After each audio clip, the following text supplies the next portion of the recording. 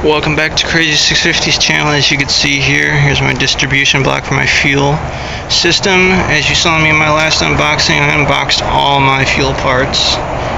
And here's another one. In case you're wondering how I did it, the distribution block is just this alone when you get it with the Boomba Racing. Here's my Boomba Racing, and the distribution block for my 05 WRX. I'm going to show you how to do it. Nicely well done CNC machine. They do not mess around. Boomba Racing, top line, give them a 10-star. Price, great price point. Great material, very well, well designed. I got no negatives on it. Alright, as you can see here, here's the -6. Here's my adapter, because everything on Boomba doesn't come out with the females, so you're gonna have to buy the adapter piece from aeroquip. I have a -6 adapter piece to a -6, so it comes out as a male. So the male goes in, and the male, comes out. I didn't want the slip-ons. You could get slip-ons, which basically it's like this piece that you see here, except it comes out. It's straight, then it has either 2 or 3 divots off of it, and you just slide over your hose, which you could buy out at any Napa, AutoZone, pretty much any Napa, those type of places. Summit Racing has that kind of stuff. I wanted something reusable, so I could tighten it. As you can see here, I hold it in my hand, tighten it down, or loosen it out here. Big difference. All right. As you can see here, flip it out, hold it a little bit, set it on something, and put it right over the top here.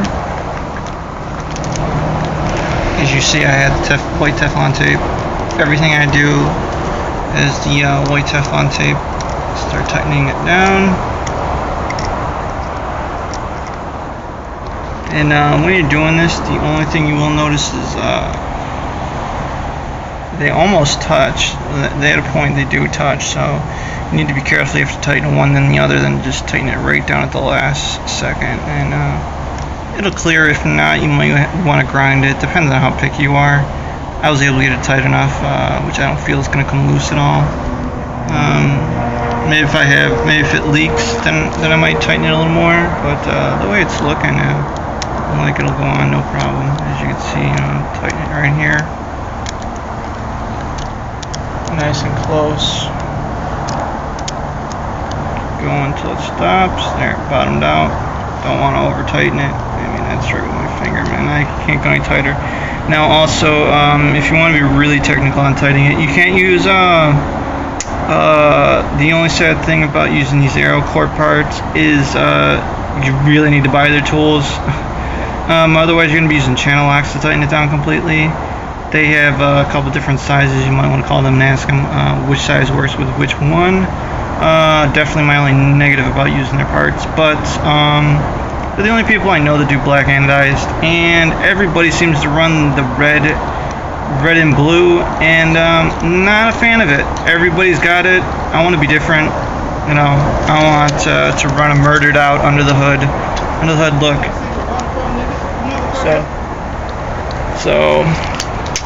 So that's why I have those, and I will put on my other section over here. Let me open it, take it out of the wrapper. Need a cameraman. Without a cameraman, this would be way easier. My friends had to go run and do something right now, so maybe he'll do cameraman afterwards here, but at the moment I'll finish it up here. On my car, the fuel,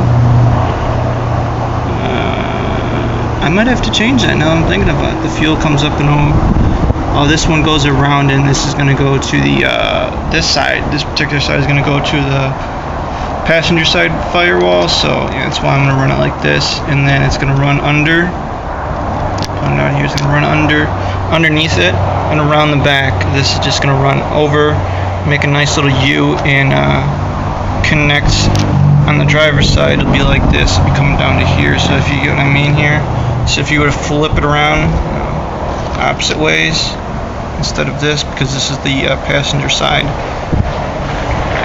I Alright, so let's finish putting this on here. Here we go. Stand this up. Okay. Slide this on here.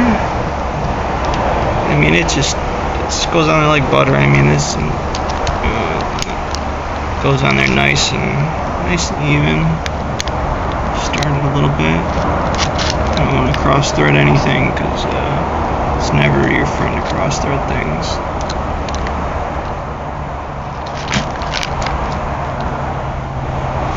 I'm really gonna have to buy, I think, a camera to start doing these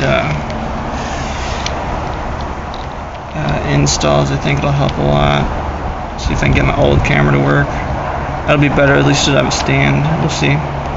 See what I got around the house. Like I said, we'll be doing more and more of these videos. Please stay tuned, subscribe, like, share if you'd like. I don't mind. Looking to just, help others out there. That's not what it's all about.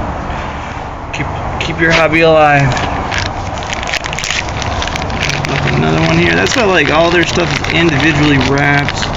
It's nice. It comes in, everything is wrapped, double wrapped.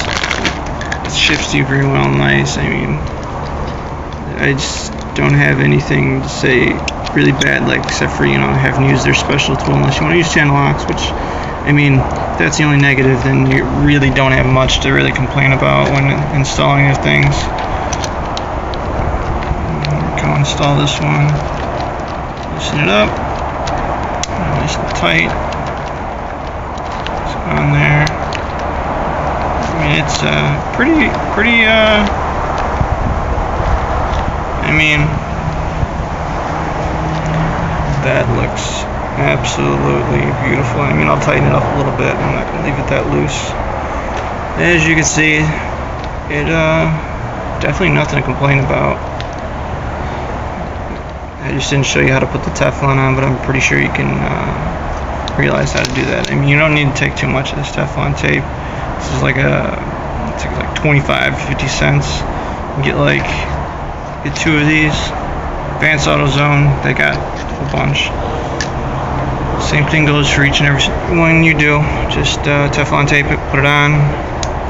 Get the 2 points you attach it to on your car. This is an 05 WRX. I'm not quite sure on the other different types of cars, but that's what it looks like on here. And I'll do a continuation on the install over the car, what it looks like on it. Alright, moving on. Welcome back to Crazy 650's YouTube channel. I'm going to continue here finishing installing the Boomba rails. I'm going to do it so you can see me do it onto the car. Now you're going to have to make sure, see the 2 holes that we have here, make sure you line them up with your injectors. Very careful. I'll show you something you don't want to do. On your injectors you're going to be 2 little very small. They're going to be 1 small rubber bushing. Make sure that's always in there. Don't drop it down. And if they're bad at all and they're cracked, I don't have any cracked ones on me, but make sure they're in there correctly. And don't worry about if your injectors move around while you're working on it. It's supposed to do that, so don't freak out over it. Don't freak out over it at all. It's not a big deal. It's not the end of the world if it's going to do that. Not at all. Let's see. Let me get this line out of the way here.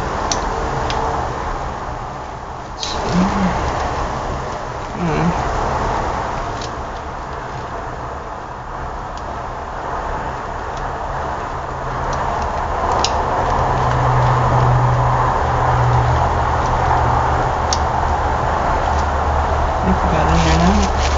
Check. Make sure you got it on the top of the injector and then fit one. There we go.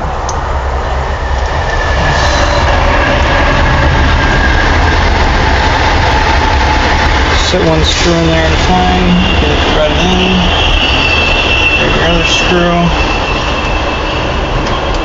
Thread it in.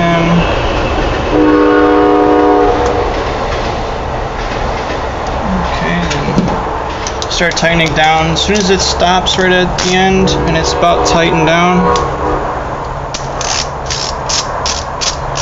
and it stops and it bottoms out once with your fingers, sit there and spin it down, and just give it another final little tighten down. Don't go too hard. You will strip it because it is aluminum, so don't over tighten it. You just want it to sit. You should still be able to spin the injector. If the ejector does not spin, you're tightening it down way too much. You don't want that at all. So something to watch out for there. You need to be able to get, I might have to adjust these a little bit so I can get, as you can see down, I'll show you on the bottom, see where it clips in there. It might be in the way of the fuel lines later on. But that's it. You repeat the process on the other side, and I will talk to you later.